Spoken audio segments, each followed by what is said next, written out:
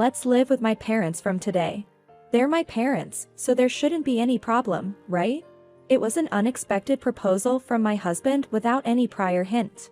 I was stunned in front of him, almost on the verge of tears, by the words I had never imagined. Isn't this too sudden? My father's funeral just ended. This event happened just a few days after saying goodbye to my father, who passed away after a long battle with illness.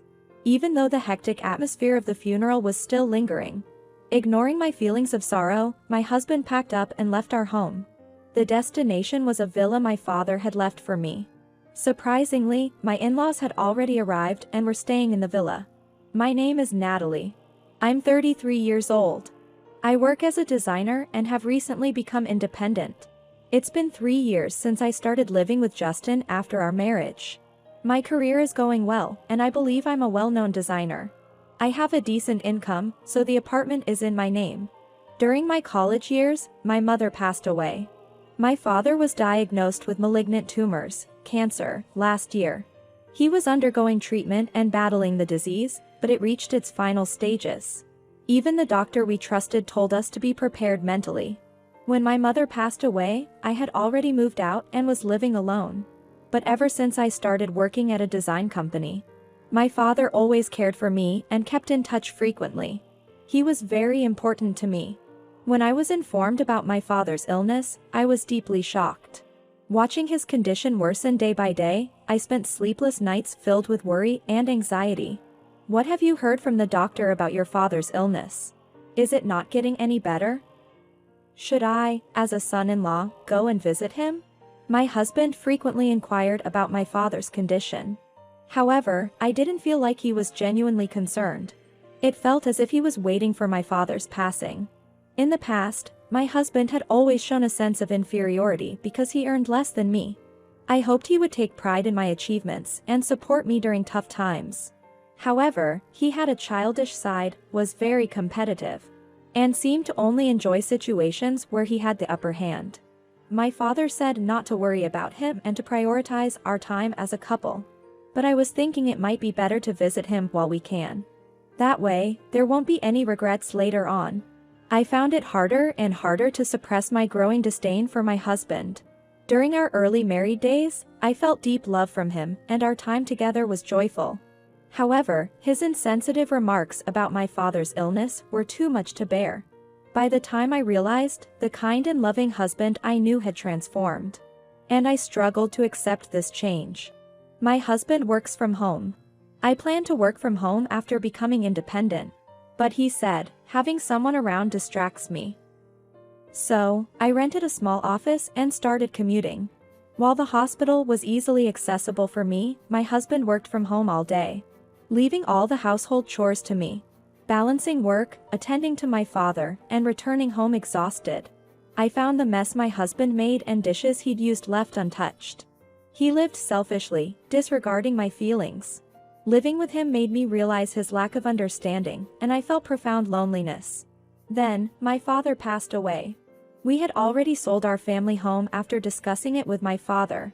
Until heading to the funeral hall, I was busy with funeral preparations. However, my husband was preoccupied with calling someone or disappearing. He seemed uninterested in helping me. Justin, please help me, especially during such a tough time. I tried to express my feelings, but at that moment, my husband's phone rang. After he ended the call, he laughed and said, "I've been getting a lot of work calls." Inside, my anger and disappointment towards my husband grew stronger. Perhaps the premature loss of my father only intensified these feelings.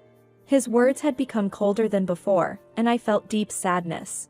On the day of the funeral, my husband spent a long time talking somewhere with his parents. When they returned, they were all smirking. And the suspicious glances from other attendees made me feel even more isolated. Nevertheless, the cremation, interment, and inheritance procedures went smoothly. And the funeral was successfully concluded. Afterwards, my husband suddenly suggested, "Let's live with my parents from today." They're my parents, so it shouldn't be a problem, right? They're my parents, so it's not an issue, right? If you're against it, should we get divorced? Saying it lightly with a laugh, I couldn't stay calm after hearing his unreasonable statement. Fueled by the grief of losing my father, I strongly countered. Live together where? We don't have any spare rooms in this apartment, do we? In reality, one room in our apartment was used as a workspace and to store my husband's work materials. Given that we didn't have children, my husband used the room lavishly. It's that villa you inherited, he responded with a smile. I was stunned. While the family home was sold, the villa was a special place cherished by my father and me. It was filled with memories of my father, and I intended to keep it that way. However, my husband seemed to care little about my feelings and continued to make selfish demands. I hope you understand that living in that villa would be difficult. However, my husband didn't seem to listen. His parents had already terminated their apartment lease and decided to move to the villa. They probably arranged the move during my father's funeral. Given the villa's spaciousness and tranquil location, they probably found it an attractive place to live. Their move had already begun, and there was no room for objections. Whenever I voiced my opinion, my husband clearly showed his displeasure. You always think about yourself. You've been absent from home so much because of your father's illness and sudden calls. Do you realize how much I've tolerated because of your obsession with your father? His real feelings were cruel, and I felt my world darkening. Now that your father has passed away, you should listen to me. He took a whole year to die, which was way too long. His cold words kept coming. While I was filled with disbelief, I didn't want to believe that this was the true nature of my husband. Yet, it was clear he had little regard for my father and me. I remembered my father's pained expressions as he lay on the narrow hospital bed. My father wouldn't have wanted to leave his only daughter behind. And he surely wouldn't have wanted me to just obey my husband. At that moment, I clearly felt that all my affection for my husband had vanished. My heart tightened thinking about how my husband felt joy over getting the villa during the time I should have been mourning my father's death. Still, I held back my emotions and continued to caution my husband. You can try living in the villa, but don't regret it later. I doubt that will happen. In that case, I had to accept his determination. I packed a minimum amount of belongings and left our home. Seeing my few possessions, my husband looked puzzled. But all I said was, I'll come back for what I need later. Honestly, I didn't even want to exchange another word with him.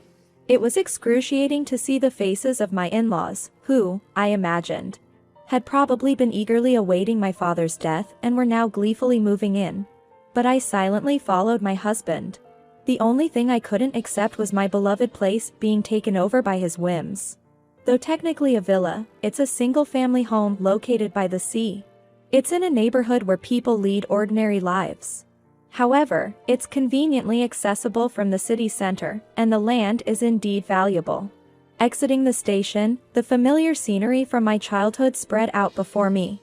Back then, my mother was still alive, and after I fell asleep from exhaustion during a train ride, my father would carry me on his back all the way home. When we arrived at the villa, my in-laws were already inside. Suspicion arose, but it seemed my husband had secretly taken the key and, without my knowledge, had given a duplicate to my in-laws. This realization made me even more uneasy. The idea that they had secretly and stealthily planned to move into the villa without anyone knowing intensified my distrust. Glancing around the villa, my in-laws' eyes shone with anticipation of their future life here. Although it's a single-family home, the sturdy furniture that my father had carefully chosen was arranged throughout. The slightly different, European-style furnishings were probably to my mother's taste. What a lovely villa. Isn't it just perfect? Goodbye to living in that cramped apartment. It's such a blessing that we get to live here from now on. The view from the second floor is amazing. Your father was sly for keeping such a marvelous house a secret. We should all share it. After all, we're family. Their ecstatic comments further irritated me. It seemed as though they greatly underestimated the significance of my father's passing and simply thought of the villa as a luxurious, beautiful house they were lucky to have. Really, both the location and the house are impeccable. I'm grateful he left us this magnificent villa. We must thank your father. With no sense of delicacy, my husband, joining in with his inconsiderate parents, said this while laughing. Then, the three of them opened beers to toast the move. I sighed deeply as I prepared some snacks. I watched my husband and in-laws, feeling the precious memories I had shared with my parents at the dining table being tainted. I decided to hide my feelings and endure the night. The next morning, my mother-in-law's shrill scream echoed through the quiet villa, instantly changing the atmosphere. I immediately realized what might have happened. Waking up, I noticed my father-in-law and husband causing a commotion, and I was a bit delayed in approaching the source of the scream. In the bathroom, my mother-in-law was on the floor, clutching her foot, with a panicked expression. The floor just gave way beneath me. She was still shaken and out of breath from the sudden incident. The floor looks fine. You probably just slipped, right? While neither my husband nor my father-in-law seemed to grasp the situation. It was right here. They checked the spot she pointed out. Yet, the floorboards were smooth and perfectly aligned. Still, she insisted, I'm sure the floor collapsed. As they examined the floor, I addressed them. Have you tried stepping on that slightly differently colored part of the floor? All three of them looked surprised and immediately fixed their gaze on that spot. I stepped in between them, leaned forward, and with my slippered foot, pressed on the differently colored section. Whoa! What was that? As I stepped on it, the floorboard made a clear sound and slightly sunk. But the moment I lifted my foot, it snapped back into place. If someone stepped on it unknowingly, they'd surely think the floor had collapsed. See, the floor sinks a bit. It's kind of like a trapdoor. What? That's dangerous. Is this house defective? I calmly explained, and they all looked at me in surprise and skepticism. It's not a defect. My father intentionally installed it in this house. What? Why would he do that? It's what you'd call a mechanical mansion or a trick house. Actually, my father was a huge ninja enthusiast. This villa, into which he poured a lot of time and money, was his pride and joy and a treasure to him. As a child, I often visited here while he adjusted the house's mechanisms or added new ones. That's why there are traps and mechanisms throughout the villa. A shelf you shouldn't touch, a floorboard that drops when stepped on, a door that only opens following a specific sequence, hidden doors, and even secret rooms. This villa is filled with the dreams and cleverness of my father, honed over many years. Of course, it isn't a place suited for daily life. While I, having visited since childhood and taught by my father how to operate all the traps, have no issues, it's a different story for my husband and in-laws who are unfamiliar. I did warn you that living in this villa would be difficult. I also told you it's a place filled with my father's memories. My father's extreme ninja obsession is famous among our relatives. The real surprise is that you didn't know. At first, my husband claimed he hadn't heard, but now he was at a loss for words. My in-laws were equally shocked by this newfound information. Having already canceled our apartment lease and now having nowhere to return to, they were pressing my husband on what to do next. In the midst of this, both my father-in-law and husband accidentally triggered another trap, causing them to fall. Seeing the two of them lying on the ground, I couldn't help but chuckle.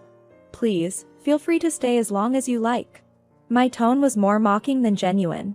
They had been entranced by the luxury of the villa, disregarding my warnings and showing no interest in my father's hobbies. Now, all their oversight was coming back to bite them. Even explaining the dangers of the traps fell on deaf ears. This isn't a big deal. We'll get used to it. I responded with a confident smile, acknowledging his comment.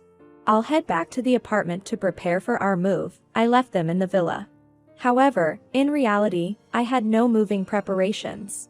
I planned to take a few days off and spend time sorting through my father's belongings. As expected, after just 2 days, my husband and in-laws had reached their limit. In that short time, I found solace being by myself, and I could slowly regain a positive outlook, planning my new life. Before long, my father's villa became a minor tourist attraction in the neighborhood. It was regularly featured in local newsletters as the trick mansion hidden in a residential area, and during times when the villa was occupied, people intrigued by the trick mansion would visit. Upon reflection, I recalled strangers touring the villa and local children playing, making it a lively spot. My father had listed both the villas and our home's phone numbers in the newsletters. However, since the sold family home's number was now inactive, any inquiries would come to the villa's number. Due to my upbringing, I was proficient enough in foreign languages to manage calls from foreign visitors. But my husband and in-laws couldn't understand foreign languages at all. On top of the nerve-wracking lifestyle of constantly worrying about the traps, they were overwhelmed by unexpected visitors and handling calls in foreign languages. Exhausted and sleep-deprived, they stumbled back to the apartment. Why don't we all live in this apartment together? Think about it. They had longed for my father's early demise to get their hands on the villa, only to give it up in just 2 days. Instead of serving them tea, I handed my husband the divorce papers, which were already filled out and stamped in my section. There's no way we can live together. If you understand, just leave quickly, I explained with a deep sigh. First and foremost, I couldn't forgive him for disregarding my feelings and acting insensitively. Without consulting me or giving any explanation, my husband decided we'd live with his parents. Moreover, he had never shared household responsibilities with me before. He dumped all household responsibilities onto me. I felt cornered, but he seemed indifferent about it. He ignored my feelings, acted selfishly, and secretly decided to move in with his parents. I couldn't imagine continuing to live with someone like that. What happened? You used to love me, right? I couldn't help but laugh at his usual oblivious remarks. You think I could love someone who wished for my beloved father's early death and would rejoice when he passed? I handed him only the divorce papers and drove the 3 of them out of the apartment. First of all, this is my apartment. If you have a problem, you should be the one to leave. My husband raised his voice without any consideration for the neighbors, but I responded calmly. Natalie, I'll call the police for trespassing. If you don't want that, leave quietly. Do you not remember this apartment is under my name? They suddenly fell silent upon hearing my words. They relied on me financially and didn't have much of their own. However, I had made up my mind to cut ties before their lengthy persuasions began. Neither my husband nor my in-laws had much in savings. After being evicted from the apartment and being unable to return to the villa, they now live in a cheap, low-quality apartment and are barely getting by. The previous apartment was better. They often repeated this sentiment. At first, my husband felt guilty and apologized frequently. But over time, he grew increasingly resentful of his parents. Due to their age, they rarely worked, and when they did, it didn't last long. In the end, they exhausted their savings and pension with every move, constantly argued, and became estranged as a family. The walls of the apartment were thin, letting out their daily quarrels. Even when they received noise complaints, they didn't apologize. Instead, they retaliated, causing them to be disliked by their neighbors. They might need to find a new place to live soon. My husband previously enjoyed working from home, but in the current apartment, he didn't have the luxury of a dedicated workspace. Unable to concentrate on his job, his reputation and sales plummeted. Now, he barely gets by with a late-night convenience store job, and should consider juggling multiple part-time jobs. The in-laws felt their biggest mistake was letting their son control their decisions. In their frequent arguments, they blamed the villa's traps. If you had been more responsible, we wouldn't be in this situation. You should have checked properly. Don't blame me now. She's the one who kept important things secret. Shut up. If you had communicated properly with your father, this wouldn't have happened. I never imagined we'd end up like this because of our son. Yet, they had always wished to inherit the villa and were overjoyed when my father passed away. I will never forget that. After the divorce, I made significant strides in my career as a designer. To process my father's death and all these events, I created designs incorporating ninja elements and showcased them on social media. Their popularity spread rapidly, and one day, a major cosmetics company contacted me. To my astonishment, they wanted me to design packaging with an Asian touch incorporating ninja elements.